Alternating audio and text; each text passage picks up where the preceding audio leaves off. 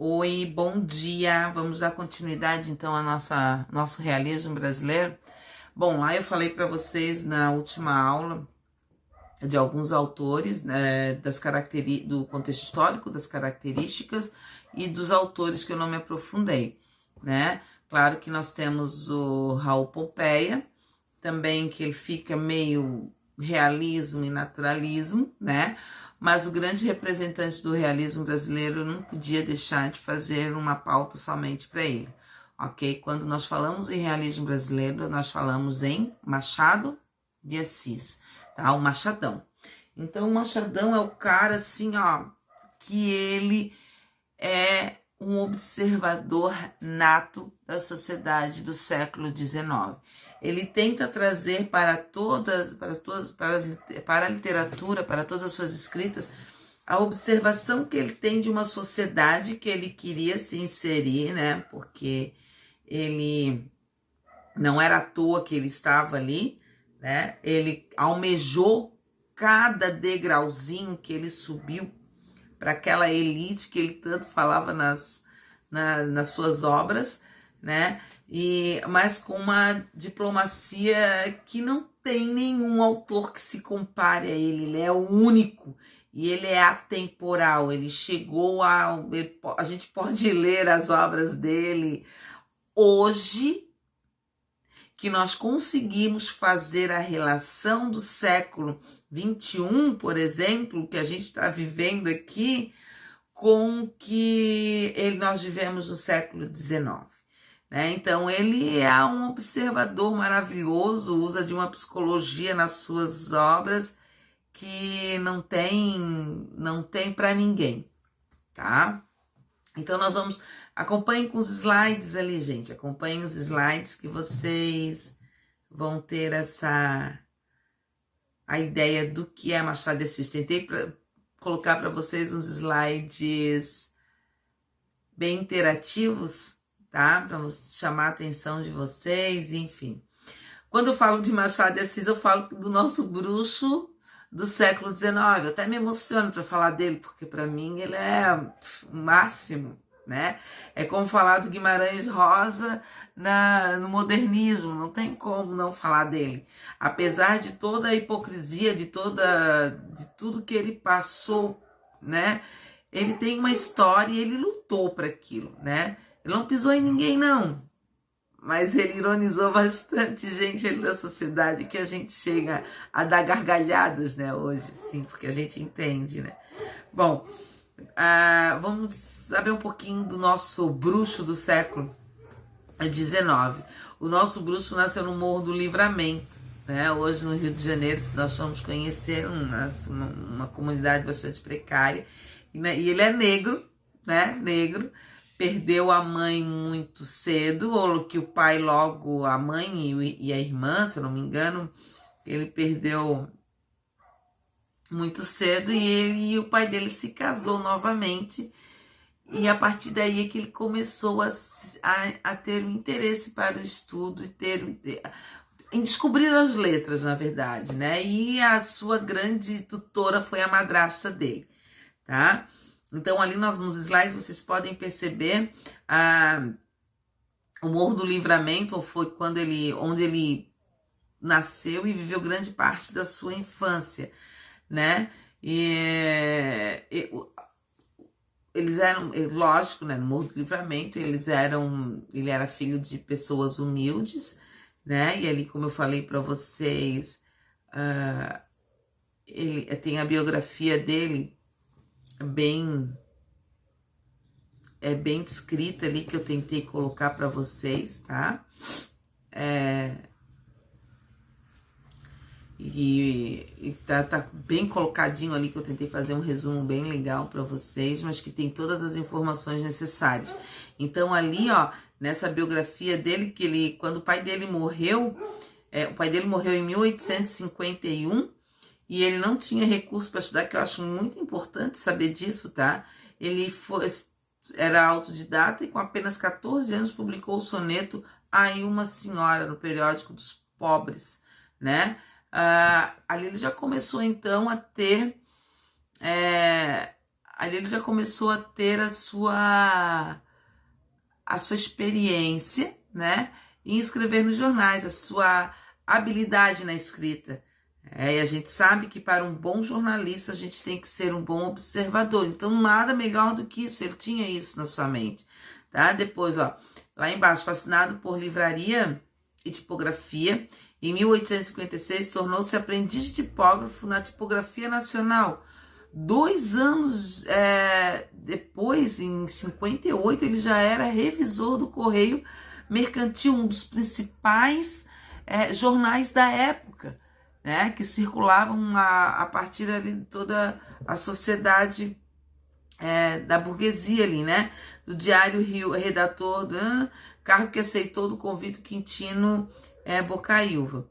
Então, olha só, ele sempre trabalhou nos melhores, nos principais jornais da época. Até nós tivemos ali o Correio Mercantil e ele trabalhou também na Gazeta de Notícias, né? Então, ali ele começa a escrever os seus contos e começa a publicar, como ele escreveu O Espelho,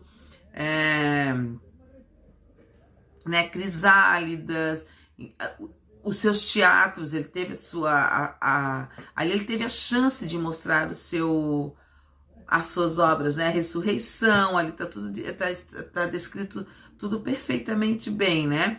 E aí continuou com as suas obras-primas, que foi Brás Cubas, né? Então, Memórias Póstumas de Brás Cubas foi um marco nele mesmo, né? Que fez com que ele surgiu, que ele se destacou nesse realismo. Ele teve obras românticas, gente? Teve, tá? Uma das obras românticas lidas no vestibular do ano retrasado foi Helena, dos anos anteriores. Helena, que ele conseguiu matar a mocinha, matar a protagonista. Então, que no romântico não é assim, né? E que acontece. No romantismo não acontece desse jeito, mas ele teve essas fases. Ele teve muita influência de José de Alencar. Ele era muito amigo dos poetas românticos também, Cassimiro de Abreu, por exemplo. Eles trabalharam juntos no jornal. Então, eles tinham essa coisa de escrever. Só que Machado nunca tinha o olhar deles. Óbvio, eles eram burgueses, eles tinham uma vida diferente, tiveram uma vida diferente de Machado de Assis. A vida dele foi tão dura que ele teve que ter um olhar real daquele momento, né? Então eu tenho um objetivo a chegar, eu quero chegar a isso, eu tenho que ir a isso, eu não tenho que romantizar nada, né? Diferente dos nossos românticos, tá? Depois ele se casou com a dona Carolina, é uma portuguesa, né? Ele ficou casado com ela, se eu não me engano, quase 25 anos de casado, se eu não me engano, tá, gente? E deixa eu ver que eu não coloquei, mas eles ficaram quase 25 anos casados e eles não tiveram filhos, né? Então, Memórias Póstumas mostra bem essa frustração dele em relação a filhos, né? Porque ele não deixou nenhum legado. E quando ela morreu, logo ele escreveu um poema chamado A Carolina. E também Memorial de Ares é baseado na história da esposa dele, tá? E também não posso deixar de falar de um marco muito importante de Machado de Assis, que é quando ele fundou a Academia Brasileira de Letras, e ele se tornou presidente naquela época da Academia Brasileira de Letras. Mas nomearam ele como presidente perpétuo, ou seja, ninguém tira ele do trono. Por isso é que na academia, na frente da Academia Brasileira de Letras, tem uma imagem, né? Tem uma figura dele na poltrona, né? Sentado ali, porque ele é o nosso presidente perpétuo. Ninguém tira ele dali. Ele morreu, então, em 1908, na rua Cosme Velho, que ele nos últimos anos da vida dele foi morar ali, né? E que foi vítima de câncer, tá? Então, ali ao lado eu tenho uma foto de todos os integrantes da Academia Brasileira de Letras da época, ele ali à frente, né? Juntamente com Olavo Bilac. Tolinho, aquele tolo que também quis, né? Lembram que a gente comentou no ano passado que ele quis fazer parte como um grande fundador, né? Como um fundador da Academia Brasileira de Letras. Bom, a bibliografia, nós temos ali A obra Marte, né, de Machado de Assis, Memórias Póstumas de Brás Cubas, que foi um divisor de águas entre o romantismo e o realismo, que ali mostra bem o que era o realismo, e ele foi quem abriu, essa obra foi quem abriu o romantismo, o realismo em 1881. Depois nós temos uma listagem ali de várias obras de Machado de Assis. Obras que a gente não deve deixar de lado de ler Memórias Póstumas de Brás Cubas, quando vocês tiverem uma curiosidade em ler, por favor. Memórias Póstumas de Quincas Borba também, porque fala do filósofo, tá? Então ele trabalha bem essa questão da filosofia dentro da sua obra. Dom Casmurro, que ele deixa aquela incógnita, né? Deixa no colo do leitor, para o leitor tirar a conclusão dele sobre se a Capitu traiu ou não o nosso querido Bentinho. Enfim, são obras de Machado de Assis que a gente não pode deixar de ler, tá? Características das obras de Machado de Assis. A característica marcante dele é a questão da complexidade psicológica, né? Ele trabalha muito o psicológico. A conversa que ele tem com o leitor, ele chama o leitor para dentro das suas obras, né? A mulher não é mais vista como uma coitada, não uma coitada, mas idealizada, né? Como os nossos românticos faziam. A mulher aqui, ela é dominadora, ela pega, ela faz, ela é assim, né? E que ela seduz e é adúltera, né? Imaginem a Lucília no olhar de Machado de Assis, tá, gente? Alencar teve um olhar altamente romântico em relação a Lucília. Se fosse Machado, ele destruía com ela, né? Enfim, e o adultério estava muito presente, né, nas obras de Machado de Assis, com a questão do triângulo amoroso. Tá? A intertextualidade também é uma obra muito marcante, porque ele faz com Shakespeare, ele menciona muito Shakespeare, ele menciona muitos filósofos, né? Então ele faz essa intertextualidade dentro das suas obras, né? Então ele teve muitas características, muitas influências de José de Alencar, quando ele fala de romantismo. Então ele busca trazer um pouco do olhar de José de Alencar. Eles eram muito amigos, né? Bom, curiosidades de Machado de Assis. Eu queria muito que vocês... Tem duas atividades ali, atividade 1, atividade 2, e vocês me mandassem pelo WhatsApp, tá? Pelo grupo, até por 24 horas somente, tá?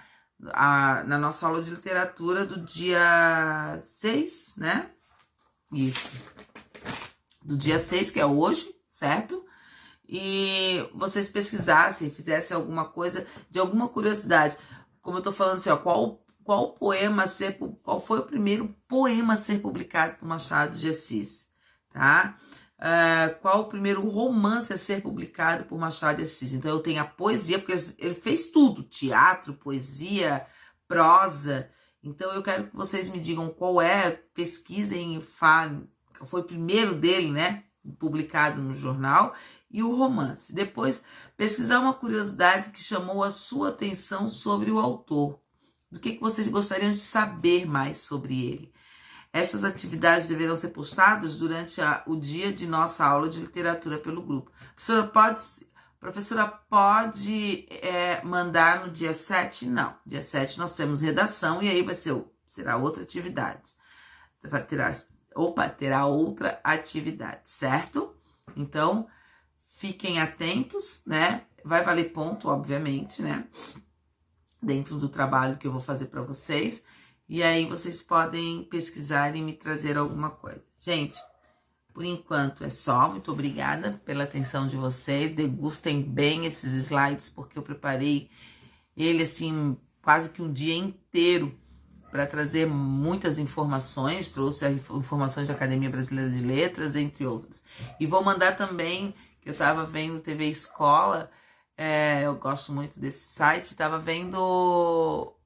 Vou mandar para vocês uma ilustraçãozinha do Apólogo, tá? Aqui pelo WhatsApp, tá? Beijinho, até!